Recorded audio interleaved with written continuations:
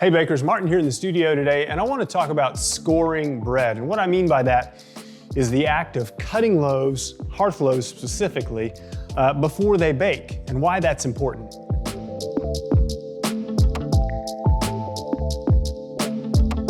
Earlier today, I baked 2 loaves of our pan de campagne. This is a long fermented sourdough loaf.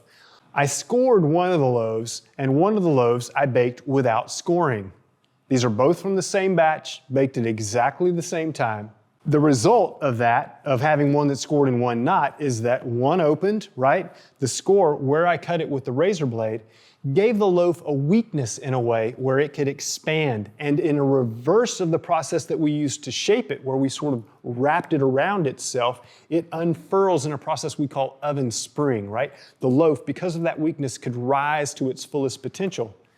On the other hand, the loaf that I didn't score didn't have that weakness, and it didn't have any place that it could sort of push through. It couldn't open. It was almost like we baked it inside a container. It was straitjacketed, right?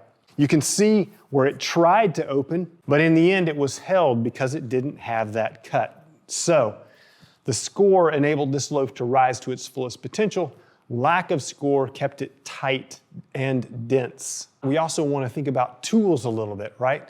When I'm scoring these loaves, I'm using a razor blade called a lame. The lame allows me to, in a very precise fashion, at a very specific depth of cut, it allows me to give the loaf a seam and open it in a specific way. The key here is just to find one that fits your hand and that you feel comfortable with. You could also use a knife, but a knife isn't the same tool. In the same way that surgeons don't use dull blades, they use sharp blades. It's for precision, it's for accuracy. The knife is dull, and so it doesn't grab the loaf and it doesn't cut the surface of the loaf with as delicate of an action. I have to use more pressure. I have less control when I'm cutting with the knife. Back to the razor for a second. Look, where I cut it, it opened beautifully, right?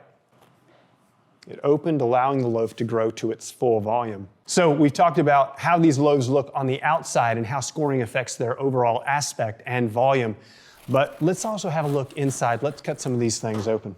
So it's tight. It's a homogeneous crumb. It's clearly compressed, sort of held in place during baking, right? It just didn't have any place to open. The strength was there. You can tell that it was well proofed. We have a little bit of bubbling around the exterior, but it's held. And it feels gummy. It feels soft and just a little bit sticky to me.